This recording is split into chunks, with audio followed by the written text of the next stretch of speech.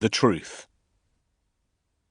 This is a memoir according to the author's memory of events that occurred 30 years ago.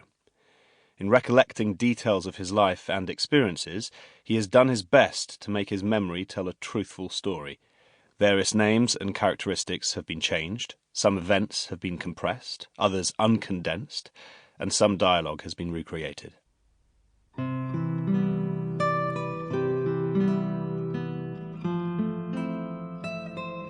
Simon & Schuster Audio presents 17 by Joe Gibson. Read by Luke Thompson.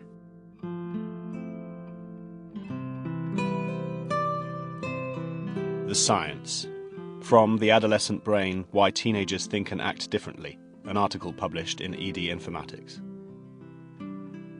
Research using magnetic resonance imaging has mapped the brain from early childhood into adulthood and found data to prove that the brain continues to develop well into the early 20s, with the frontal lobes responsible for reasoning and problem-solving developing last.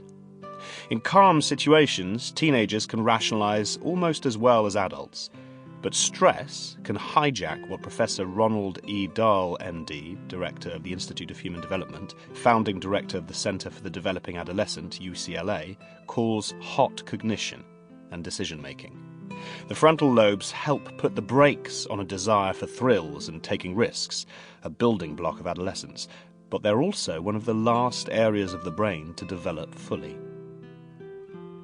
According to Professor J. Geed, MD, child and adolescent psychiatrist at the University of California, San Diego, what you do with your brain during that time could have a lot of good and bad implications for the rest of your life. Teenagers are capable of learning a lot, but the parts of their brains related to emotions and decision-making are still in the works. As their brains undergo rewiring, teenagers are particularly vulnerable to risky behavior, such as drinking and driving too fast.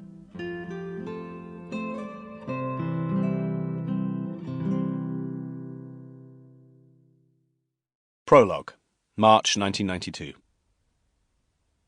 We drive across town. It's late. The closer we get to the house, the more aware I become of each limb, every muscle in my body. My hands are damp as I rub the back of my neck. I try to reason with myself. She's 35. She's my teacher. Nothing's going to happen. I stare at her hands on the wheel, changing gear, wiping condensation from the windscreen. We pass the bridge, a silhouette of suspended light against the dark sky. No people, no cars. I should have been staggering drunkenly across that bridge with the lads. Sample complete. Ready to continue?